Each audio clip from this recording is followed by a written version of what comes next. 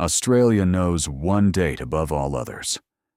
The 25th of April, 1915, the landing at Gallipoli, the formation of the national character, the day around which Australia's understanding of its own identity in war has been organized for more than a century.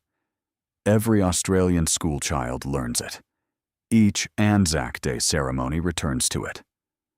On the 18th of July, 1916, a British general named Hubert Gough looked across a map table at an Australian general named Harold Walker and told him, with complete confidence, that he wanted him to go into the line and attack Pozieres the following night.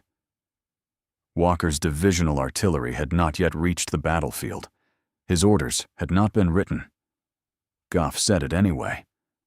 5 weeks later, 3 Australian divisions had suffered 23,000 casualties on a ridge above a destroyed French village, 6,800 of them killed or died of wounds. On the 4th of August, 1916, in approximately 90 minutes of assault against a single German position, more Australians were killed than on the entire first day of Gallipoli. The 25th of April is on every school curriculum in Australia. The 4th of August, 1916, is not.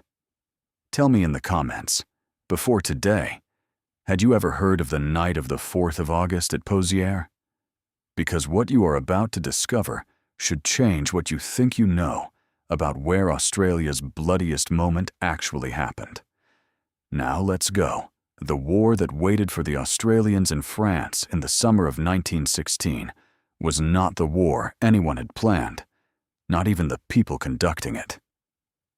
By the time the 3 divisions of the 1st ANZAC Corps, the 1st, 2nd, and 4th Divisions of the Australian Imperial Force, arrived from Egypt in the early months of 1916 and settled into a relatively quiet sector near the town of Armentières in French Flanders, the Western Front had been consuming men for 18 months, at a rate no pre-war calculation had anticipated.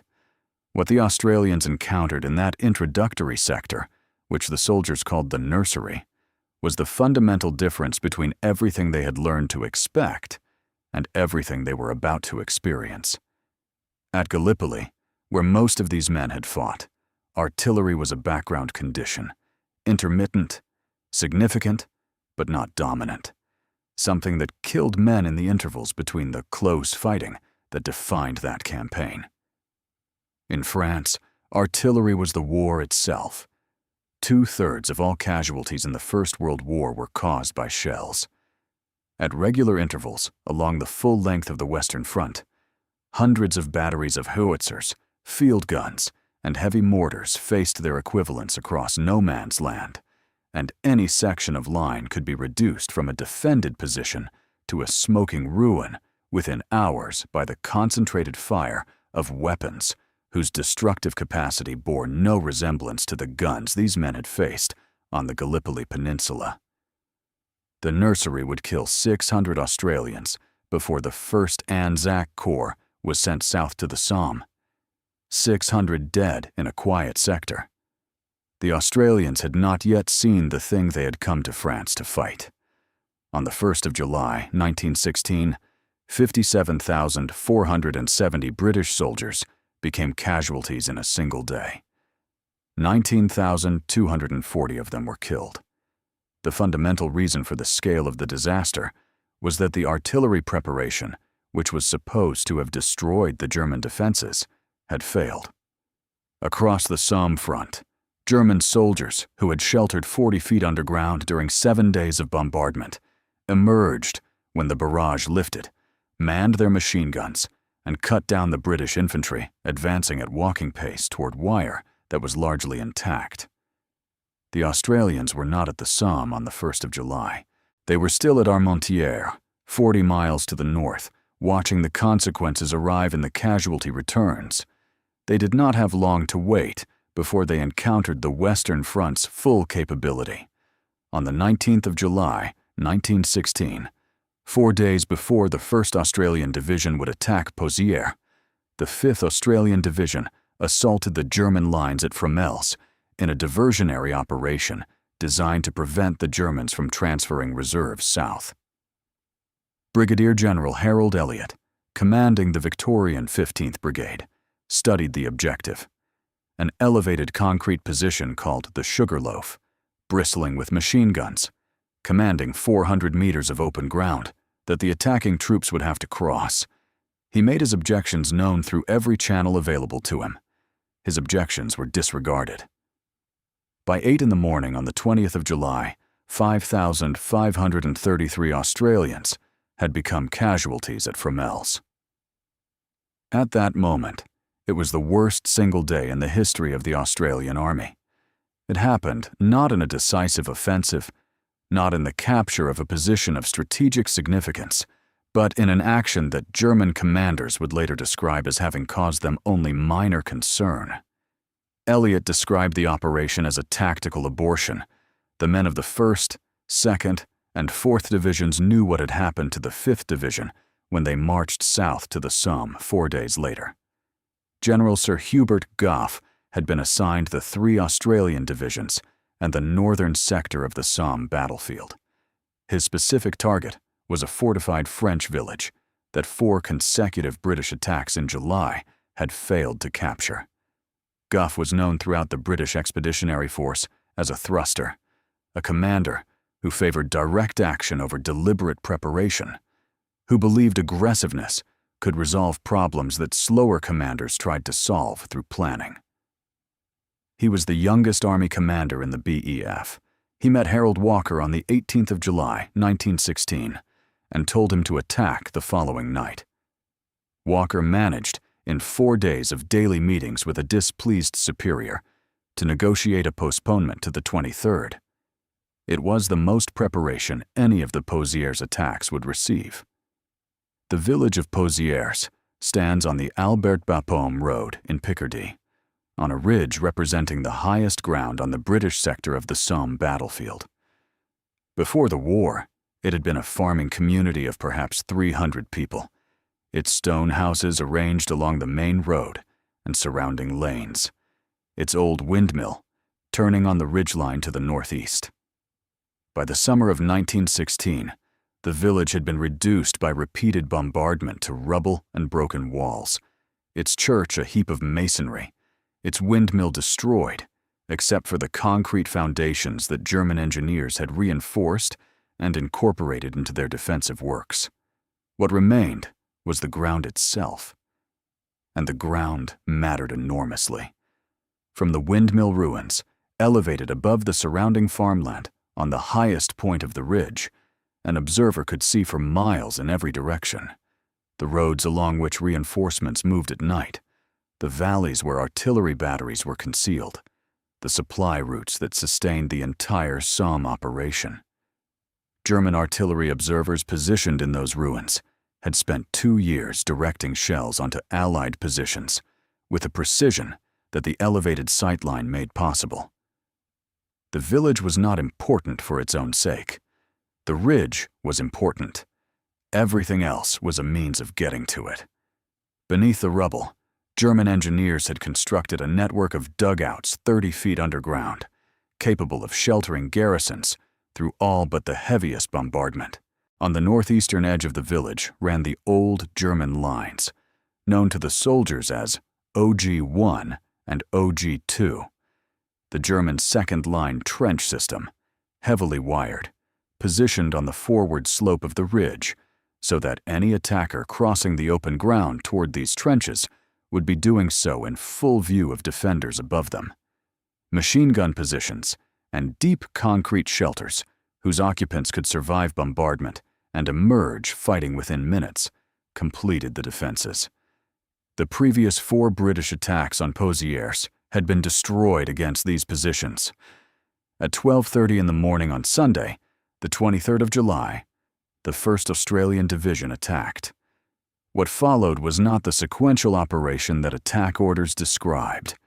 It was close fighting in the dark among ruins and craters, rifle fire and grenade exchanges at distances of meters, men navigating by muzzle flash and German flares toward positions whose exact layout the bombardment had rearranged from the configurations on their maps.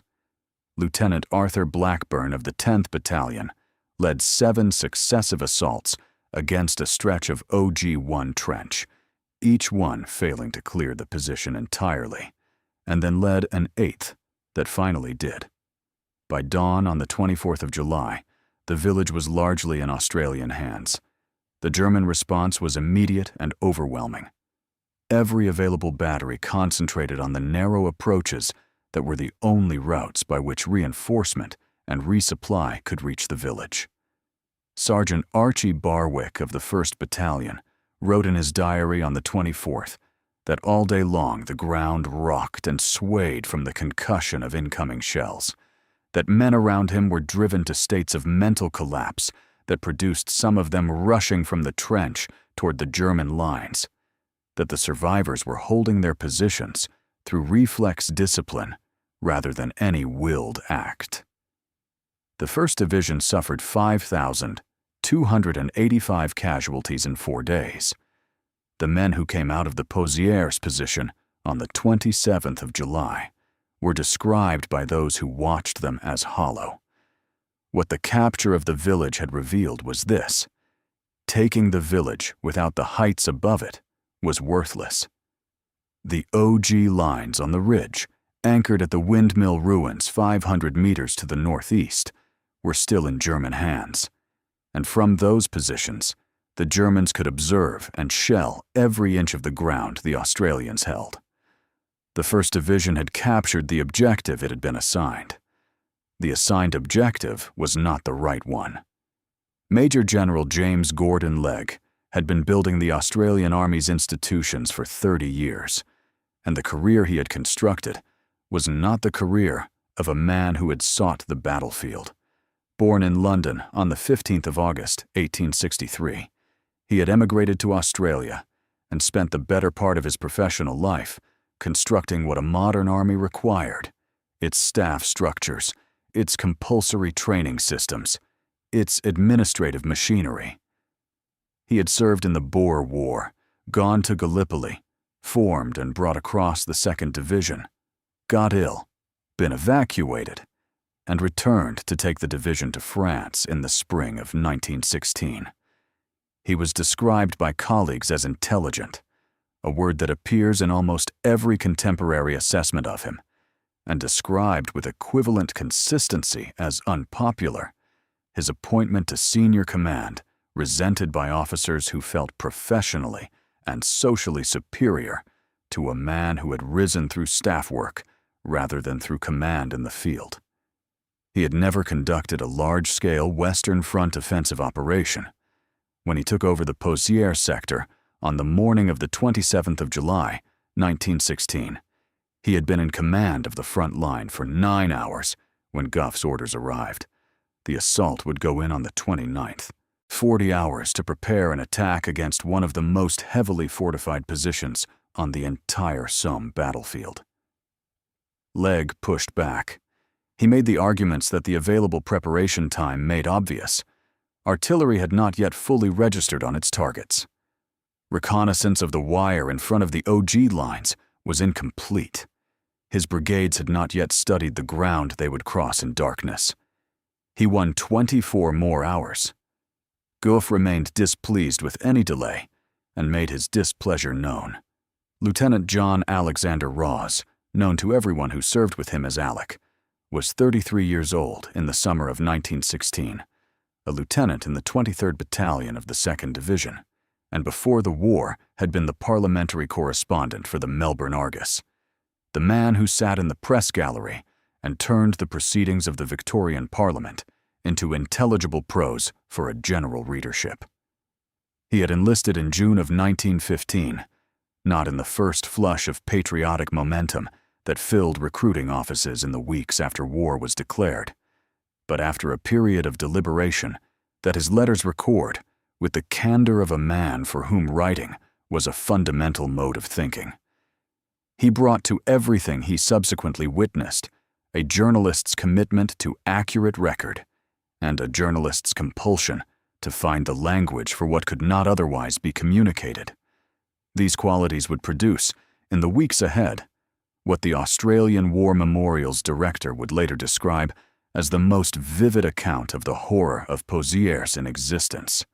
His brother, Robert Goldthorpe Raws, known to everyone as Goldy, had preceded Alec to the war by more than a year, enlisting in January of 1915 after returning to Melbourne from work on a Queensland sugar plantation. Goldy was quieter than his brother, less compelled to record what he experienced, more practically inclined. He was 29 years old and served in the 23rd Battalion alongside Alec. The reorganization that brought the Australian Imperial Force south to the Somme had separated them for the preceding year, different sectors, 40 miles apart. The Somme brought them back to the same ridge, the same few hundred yards of cratered earth. They had not seen each other since before Gallipoli. The reunion they had both been waiting for would not come in the way either of them had imagined. Albert Jacka had won Australia's first Victoria Cross of the war on the night of the 19th of May, 1915, at Gallipoli. 7 Turkish soldiers in a captured section of trench, 5 killed with his rifle and 2 with his bayonet, the position recaptured and held through the remainder of the night. He had received £500 and a gold watch from a Melbourne businessman named John Wren. His image had appeared on recruiting posters.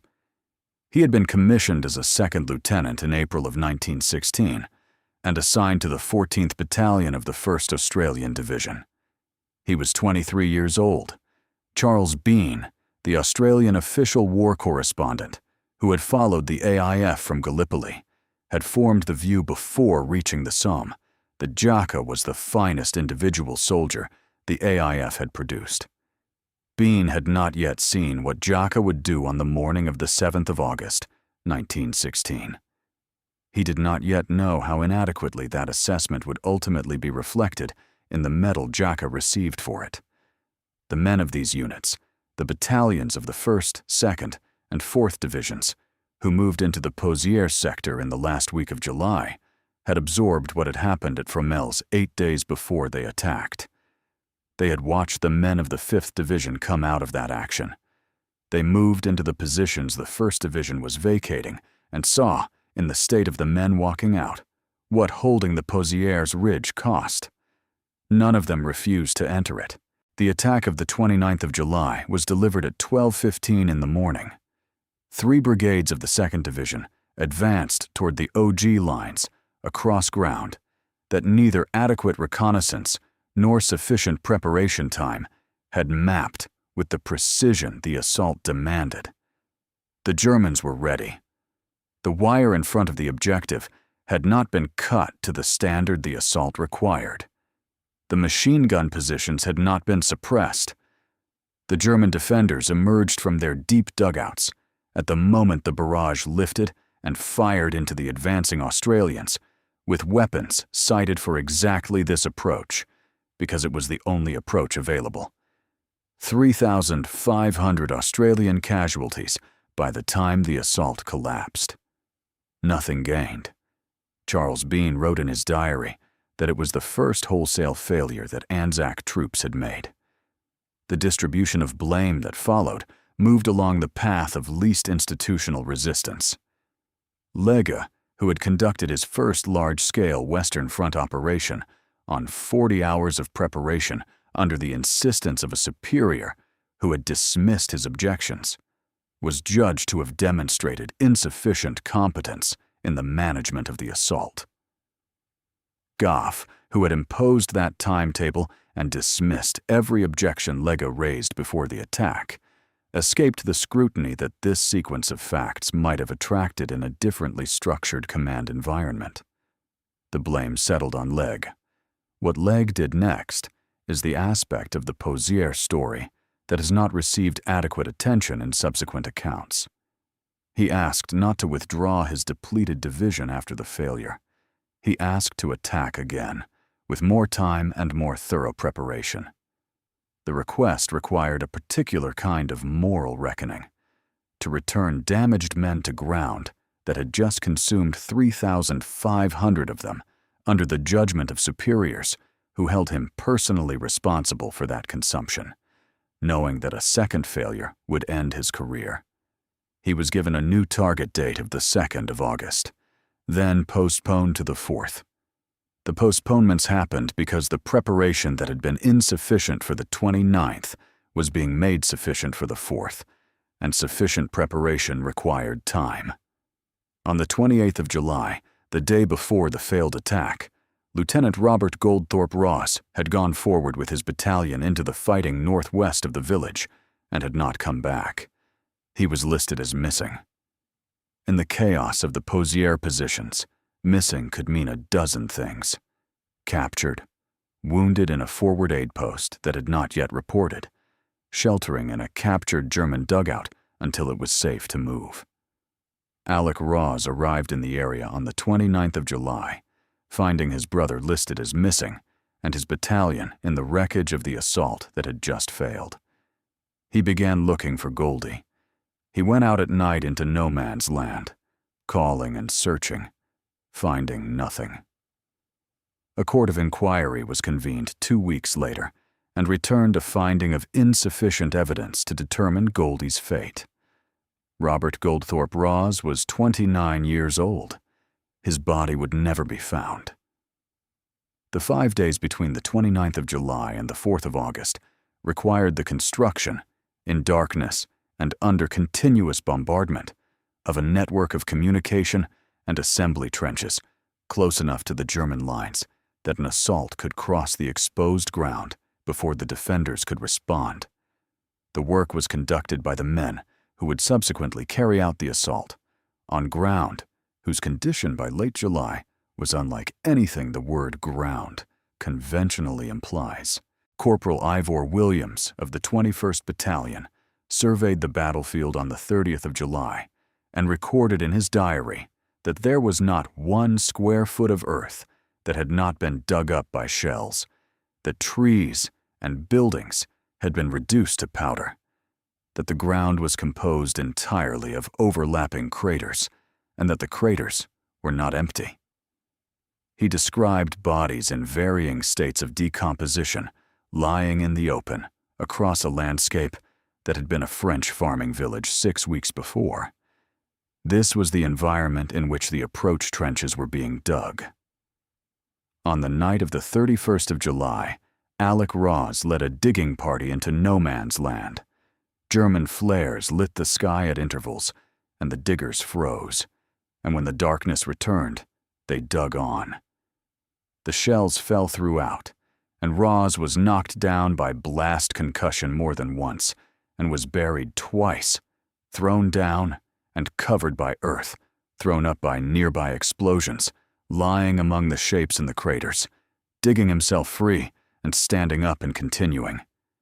He was ordered to withdraw by another officer before the trench section was complete. He refused. He told his men that anyone who stopped digging would be shot. He kept them at it until the work was finished, then carried the only unburied wounded man he could find, a delirious soldier whose leg Raws tied to his pack with a putty to stop it dragging on the ground, and spent 2 more hours searching the broken ground for wounded who had not been brought in. He wrote to his family afterward that he would have given his immortal soul to get out of it. He went back the following night, and the night after that. Not counted in the casualty figures for those 5 days were the men who had reached states of mental and physical collapse that no wound classification could adequately describe.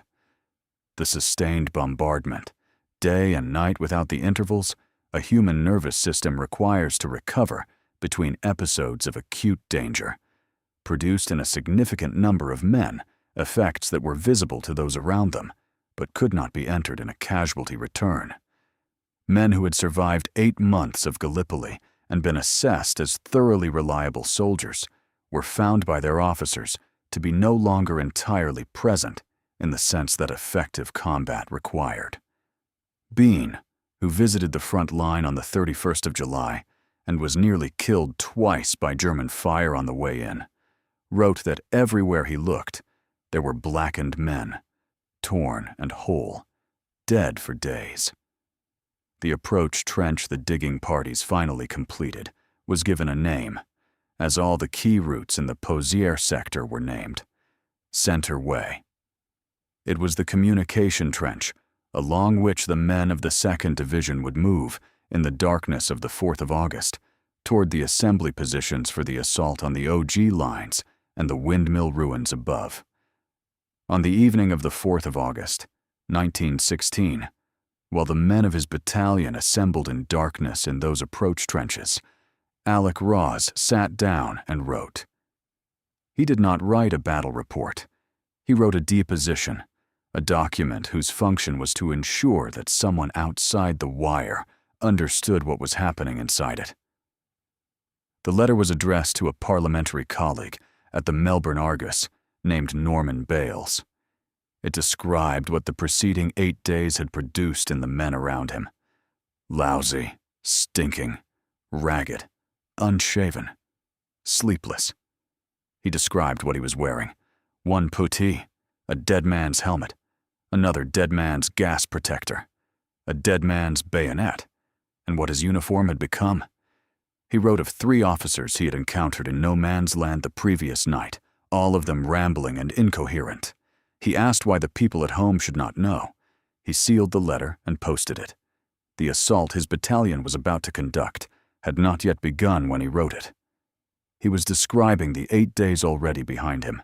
At 9:15 in the evening, not midnight, not a round number chosen for administrative convenience, but the precise minute at which the preparatory bombardment lifted and the decision became irrevocable, the men of the 2nd Division rushed the German lines. Private Robert Morris, who survived and kept a diary, recorded it afterward, with a plainness that the experience had stripped of any impulse toward decoration. On the 4th of August at 9:15 in the evening, they charged the Germans and captured 2 lines of trenches and approximately 800 prisoners.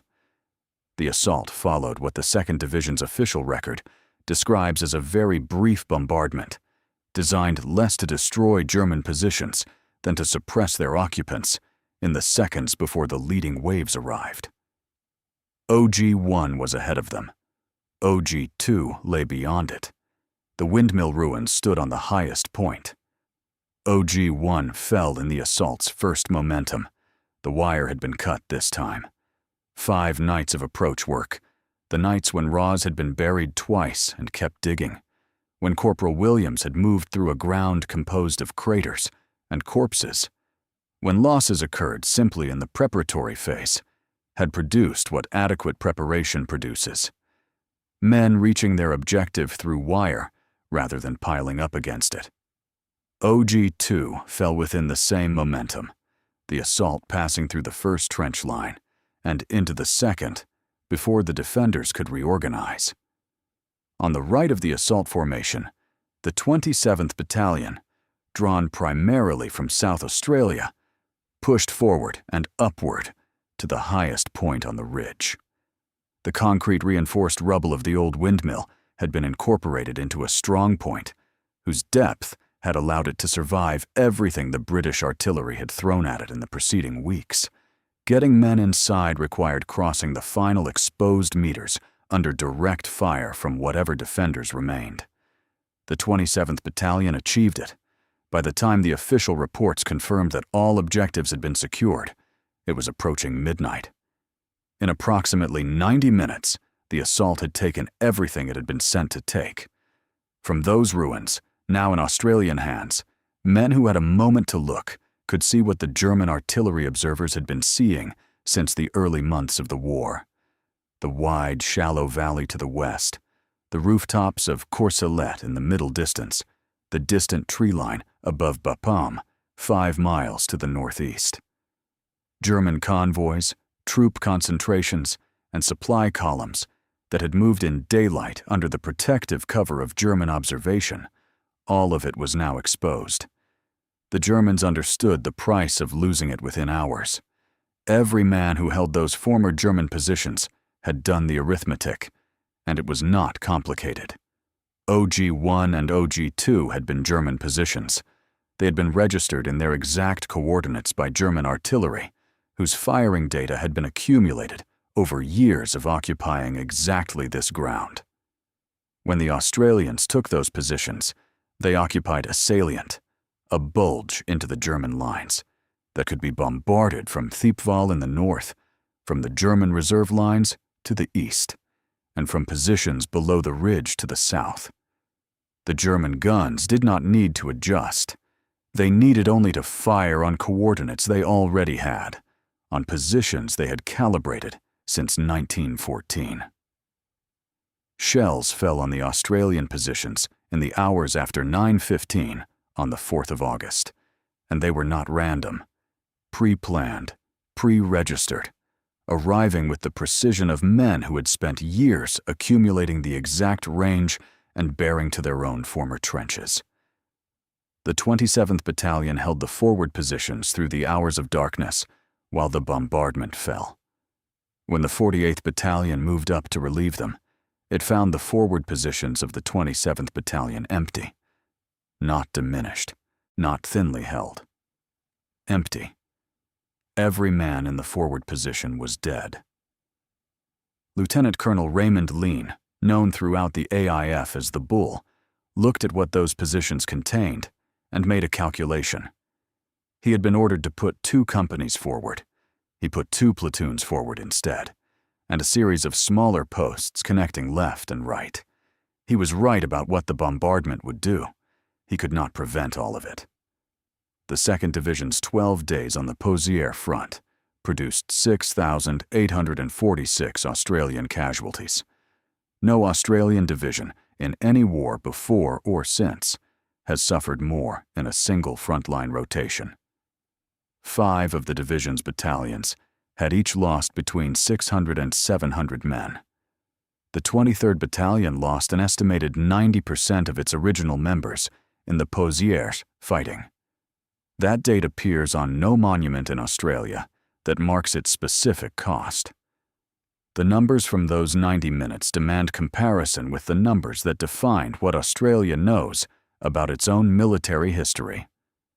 The 25th of April, 1915, cost approximately 650 Australians killed in action at ANZAC Cove. In total, including wounded and missing, approximately 2,000 became casualties on Gallipoli's first day. The 90 minutes of the assault on OG-1, OG-2, and the windmill ruins, and the hours of bombardment that fell on the positions afterward, killed more Australians than the whole of Gallipoli's first day.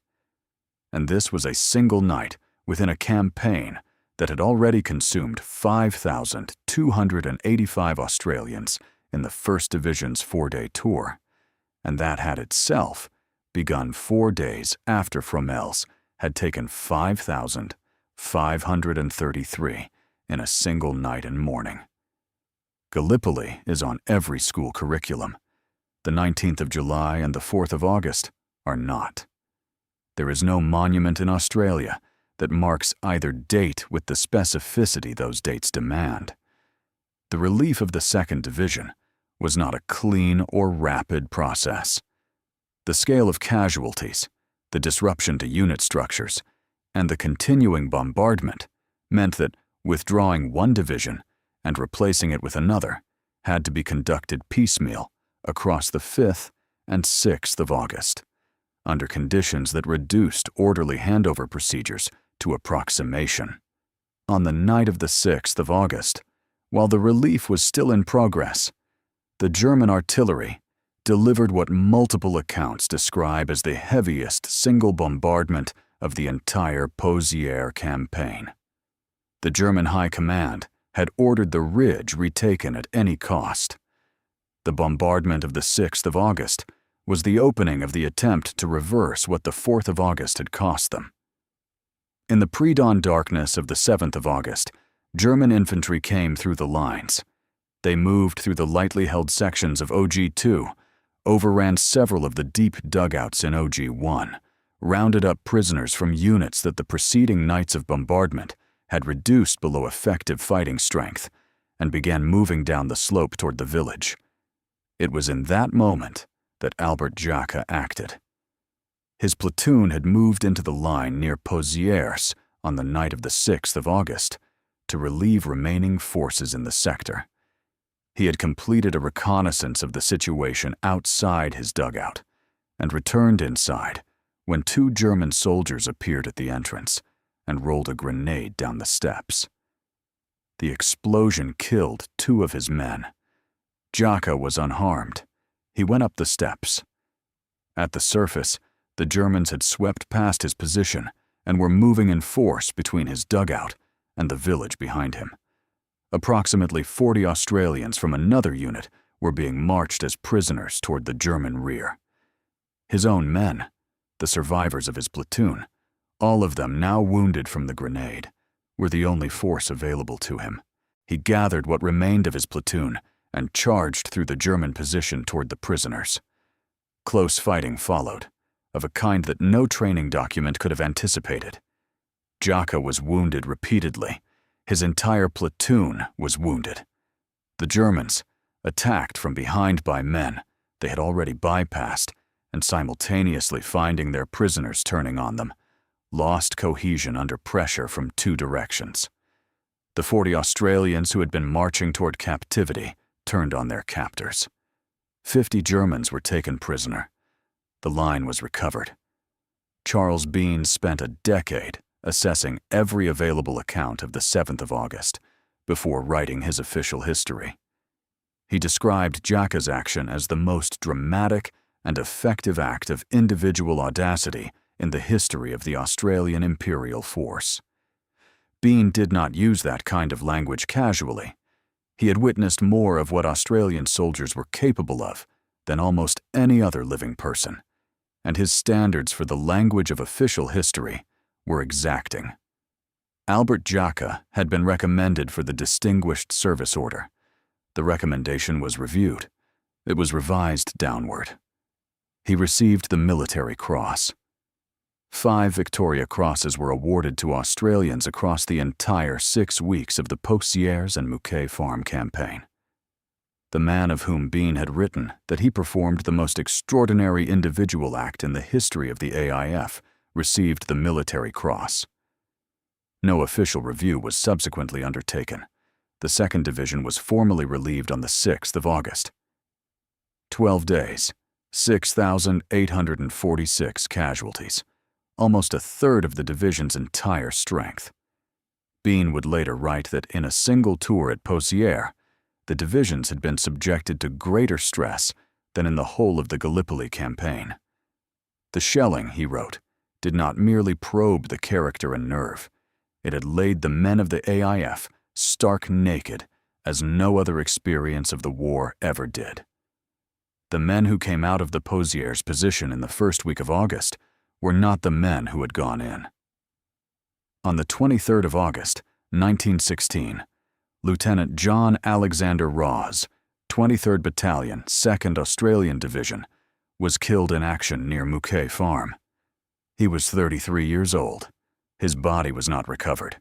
He has no known grave. His brother Robert Goldthorpe Raws had been listed as missing since the 28th of July and would later be confirmed killed in action on that date. Neither body was ever found. The Reverend John Garrard Raws received news of Goldy's death on the 29th of August, 1916. It was his wedding anniversary. He received news of Alec's death on the 21st of September, 1916. It was Alec's birthday. Once the OG lines and the windmill ruins were secured, the focus of Australian operations shifted northwest along the ridge toward a fortified German position the soldiers called Mouquet Farm, a cluster of concrete-reinforced buildings, approximately 1.8 kilometers from the windmill, dug into the ridge and connected by underground tunnels to adjacent positions. It had been a feature of the German defensive line since the autumn of 1914. Its garrison could move between positions through the tunnel system rather than across the exposed ground above, which meant that direct assault encountered defenders who could concentrate or disperse through protected routes the attackers could neither observe nor reach. The farm resisted every assault the Australians made against it. The 4th Division, which had taken over the Pozieres positions on the 6th of August, found itself under what multiple accounts describe as the worst sustained artillery bombardment in the experience of Australian soldiers anywhere in the war. The battlefield it had inherited was featureless, not merely cratered, but transformed. The original contours of the ridge obliterated, landmarks gone, the ground altered in composition by the quantity of explosive energy it had absorbed. Men navigating to their positions at night did so by compass bearing and by counting craters, moving through earth that contained the dead of the 1st Division, the 2nd Division, and the German defenders who had preceded them in varying states of burial. The 4th Division suffered 4,649 casualties in its first tour before being withdrawn on the 16th of August. One specific forward post near the windmill ruins was held by a sergeant named David Twining with 9 men. They held it through shelling and counterattacks, while the losses mounted in the positions around them. Twining survived. He was subsequently commissioned and awarded the Military Cross. In 1931, at Keswick Barracks in Adelaide, David Twining shot himself. He was approximately 36 years old. No official record explains why. On the 3rd and 4th of September, 1916, 3 brothers from Yongala, a small town 250 kilometers north of Adelaide, were killed at Mouquet Farm. Private Edward Wilfred Potter was 25 years old, a mason by trade. Private Thomas James. Albert Potter was 31 and had managed a woodyard before enlisting. Private Hurdle Francis Constable Potter was 22. They had enlisted together in September of 1915, talked into it by their 4th brother Ralph, who had convinced himself and them that this was the right response to the circumstances of the time. They embarked together in December. They arrived at Mouquet Farm for their first major engagement and entered a battle that 50% of the 52nd Battalion's remaining fighting strength did not survive. Ralph Potter survived, badly wounded on the day he found Edward's body in the shattered earth near the farm. He wrote from a military hospital in England, requesting a discharge. He had lost 3 brothers in the Mouquet Farm, fighting of the 3rd of September, he wrote. He was the sole support of his parents, both over 60, and his youngest sister. His parents were bearing up under the loss well, but it had broken them. His mother, Eliza, died on the 20th of December, 1917, 16 months after her sons. Thomas and Hurdle's bodies were never found. Only Hurdle received a marked grave. No other Australian family in the entire war lost more sons in a shorter span of time than the Potters of Yongala. The Canadians who finally took Mouquet Farm on the 26th of September, 1916 did so when the German garrison of approximately 35 men surrendered to a British pioneer battalion that had been digging communication trenches in the vicinity, not in a major assault, but in a bomb fight lasting 4 hours against men who had nowhere left to withdraw to. The position that 3 Australian divisions had attacked repeatedly over 6 weeks was ultimately vacated when the ground around it had been rendered untenable by the broader movement of the front. In less than 7 weeks, 3 Australian divisions suffered 23,000 casualties at Pozières and Mouquet Farm. 6,800 were killed or died of wounds. Across 42 days, 19 separate attacks were launched, 16 of them at night. As a proportion of the forces engaged, the casualty rate surpassed anything Australian soldiers had sustained in any previous engagement. These figures are not contested. What is less frequently examined with the same precision is the command question. Not how the men died, but what decisions created the conditions in which they died in those numbers. Major General James Gordon Legge was evacuated to England with influenza in January of 1917. General Birdwood took the opportunity to relieve him of his command.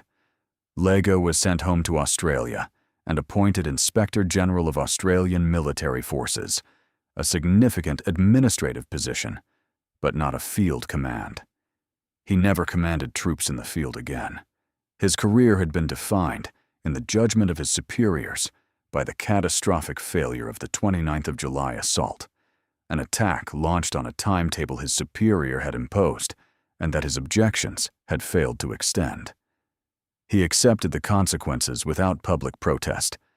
He died on the 18th of September, 1947, in Victoria, aged 84. General Sir Hubert Gough continued. He commanded at Passchendaele in 1917, where the Third Battle of Ypres cost approximately 250,000 British casualties over 3 months of fighting in conditions that reduced the battlefield to a swamp. He commanded the Fifth Army when Germany's spring offensive in March of 1918 tore the British lines open and produced the largest territorial reversal on the Western Front since 1914.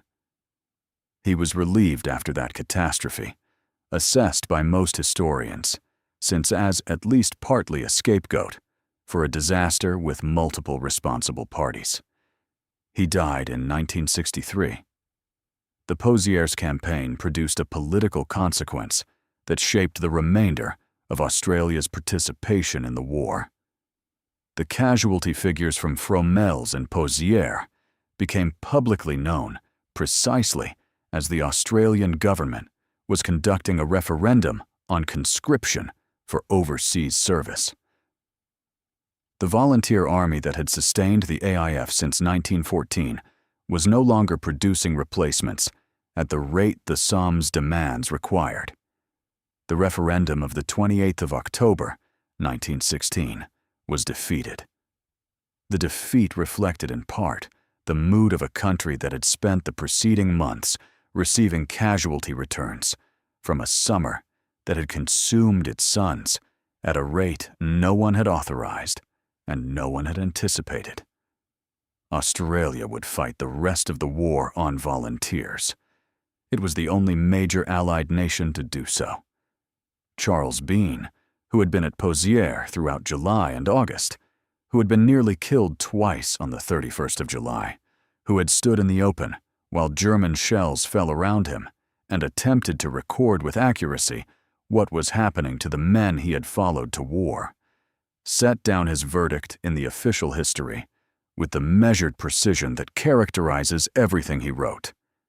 The shelling at Pozieres did not merely probe the character and nerve of the Australians, he wrote. It had laid them stark naked, as no other experience of the AIF ever did. In a single tour of this battle, divisions had been subjected to greater stress than in the whole of the Gallipoli campaign. He was also critical of the decision to return each division for a second tour, noting that it was not surprising if the effect on some intelligent men was a bitter conviction that they were being uselessly sacrificed. The 23rd Battalion of the 2nd Division had entered the Pozieres sector with approximately 800 men. An estimated 90% of its original members became casualties in the fighting of July and August. The battalion that Alec Raws had joined as a journalist, volunteering for reasons he could articulate precisely in letters home, ceased to exist, as a formation composed of the men who had formed it, somewhere in the fields above Pozieres in the summer of 1916. In May of 1917, Bion walked the deserted Pozieres battlefield with the English poet and journalist John Masefield. The fighting had moved far to the east.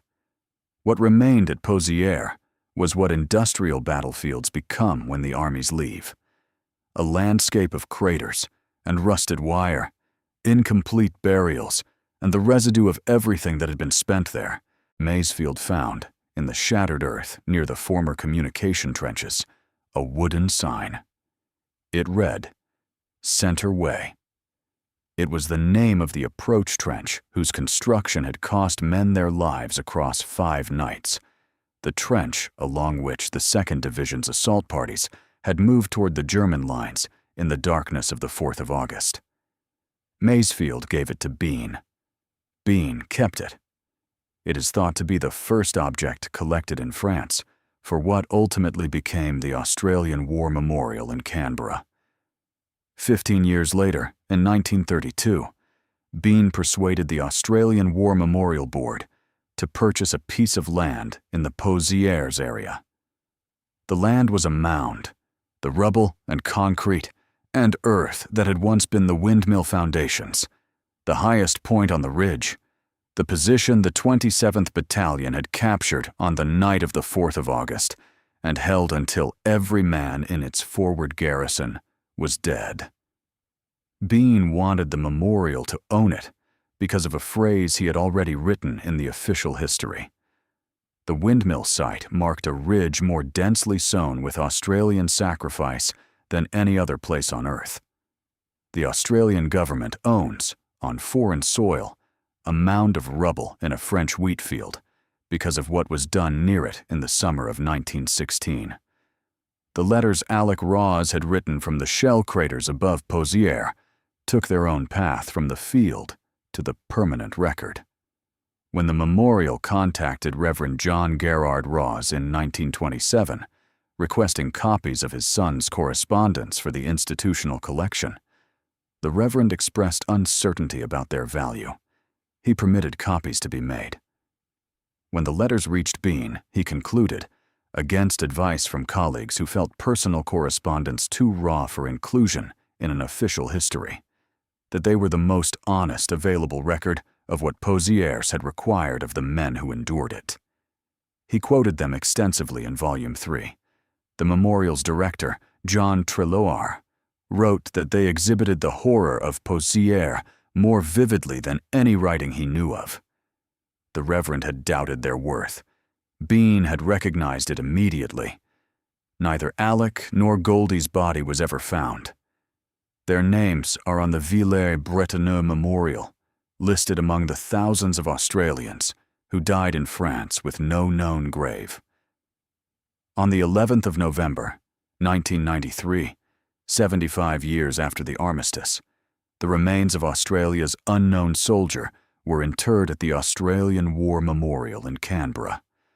The unknown soldier had been selected from among Australian graves in France and brought home to be buried in the ceremony that the institution of the unknown soldier requires, with the understanding that this one recovered body represents every serviceman and servicewoman who died in the service of Australia without identification, who left no recoverable remains, who exists in the national record only as a name on a wall or a number in a casualty return. Before the coffin was lowered, French soil was scattered over it. The soil came from the windmill mound at Pozieres, the ground where the 27th Battalion's forward garrison was found empty at relief, the ridge that Bean had described as consecrated by a density of Australian sacrifice unmatched on the entire surface of the earth. The national memorial where Australia buries its unknown dead is rooted in the soil of the place this account has described. What most Australians do not know today is the specific history of what was done on that ground, and specifically what was done on the night of the 4th of August, 1916, in approximately 90 minutes, against the OG lines and the concrete ruins of an old windmill, at a cost that exceeded the first day of the battle that defines Australian identity. General Sir Hubert Gough met Harold Walker on the 18th of July, 1916, and told him to attack the following night. Walker negotiated 5 days.